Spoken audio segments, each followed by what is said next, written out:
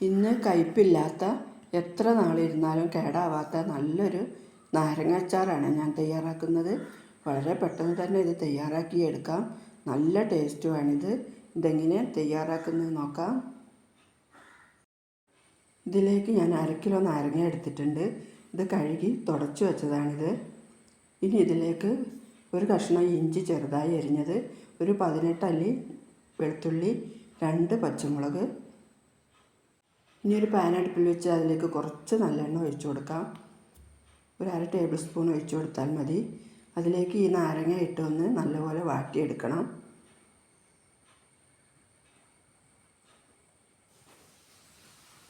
ഇതിൻ്റെ തോലൊക്കെ നല്ലപോലെ ഒന്ന് വാടി വരുന്നത് വരെ വാട്ടിയെടുത്താൽ മതി.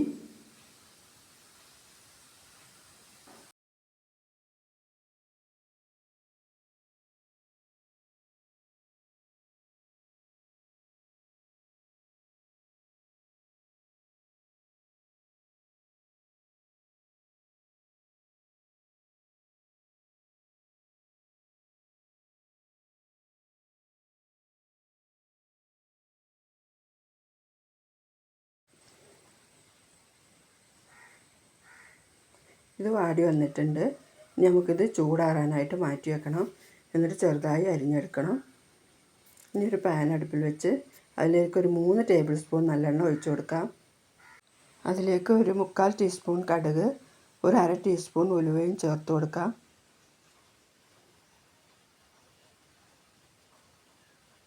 ഇത് രണ്ടും നല്ലപോലെ പൊട്ടി വരുമ്പോൾ നമ്മൾ എടുത്തു വെച്ചിട്ടുള്ള വെളുത്തുള്ളി, ഇഞ്ചി, പച്ചമുളക് ഇവയെല്ലാം ചേർത്ത് കൊടുക്കാം.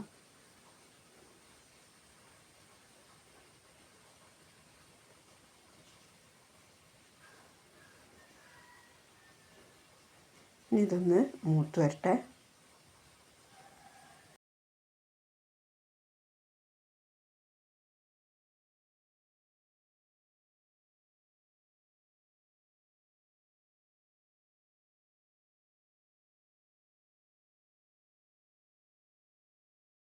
ഇതൊരു പകുതി മൂപ്പായി വരുമ്പോൾ ഒരു 3 ഉണക്കമുളക് മുറിച്ചെടുത്തതും കുറച്ച് കറിവേപ്പിലയും കൂടെ ചേർത്ത് കൊടുക്കാം. ഇനി ഇത് നല്ലപോലെ ഒന്ന് മൂത്ത് വരട്ടെ.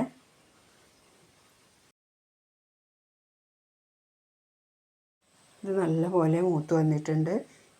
ഇനി ഇതിലേക്ക് 1/2 ടേബിൾ സ്പൂൺ എരിവുള്ള മുളക് പൊടി, 1 ടേബിൾ സ്പൂൺ കാശ്മീരി മുളക് പൊടി ചേർത്ത് കൊടുക്കാം. ഒരു 1/4 ടീസ്പൂൺ മഞ്ഞൾപ്പൊടിയും കൂടെ ചേർത്ത് കൊടുക്കാം. ഇനി ഇതിൻ്റെ പച്ചമണമൊക്കെ ഒന്ന് മാറി വരട്ടെ. ആ മുളകിൻ്റെ പച്ചച്ചുവയൊക്കെ ഒന്ന് നല്ലപോലെ മാറി വരട്ടെ. ഇത് കണ്ടുകൊണ്ടിരിക്കുമ്പോൾ എൻ്റെ വീഡിയോ ഒന്ന് ലൈക്ക് ചെയ്യണേ, സബ്സ്ക്രൈബൊക്കെ ചെയ്തൊന്ന് സപ്പോർട്ട് ചെയ്യണേ. ഒക്കെ മൂത്ത് വന്നിട്ടുണ്ട്. ഇനി ഇതിലേക്ക് ഒരു 1/4 ടീസ്പൂൺ കായപ്പൊടി ചേർത്ത് കൊടുക്കാം. കായപ്പൊടി നല്ല മണവും രുചിയും കിട്ടാൻ നല്ലതാണ്.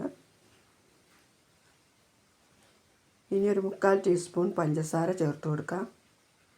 ആവശ്യത്തിനുള്ള ഉപ്പും കൂടെ ചേർത്ത് കൊടുക്കാം.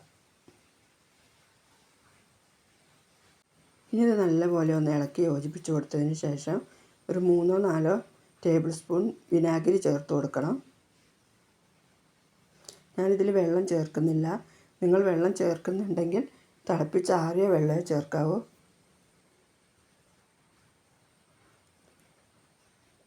അത് മസാലയിലൊക്കെ ഒന്ന് തിളച്ച് വരുമ്പോൾ നമ്മൾ എടുത്തു വെച്ചിട്ടുള്ള നാരങ്ങ ഇതിലേക്ക് ചേർത്ത് കൊടുക്കാം. ഞാനിത് മുറിച്ച് വെച്ചിട്ടുണ്ടായിരുന്നു. പൊടികൾ ചേർക്കുമ്പോൾ തീ കുറച്ച് വെച്ചിട്ട് ചേർക്കണേ. ഇനി ഇത് കുറച്ച് സമയം ഈ മസാലയിലൊന്ന് ഇളക്കി നല്ലപോലെ യോജിപ്പിച്ച് കൊടുക്കണം. ആ നാരങ്ങയിൽ ആ മസാലയൊക്കെ ഒന്ന് പിടിച്ച് നല്ല ഒന്ന് റെഡിയായി വരട്ടെ. അതിൽ കിടന്ന് നല്ലപോലെ ഒന്ന് വാടി വരട്ടെ.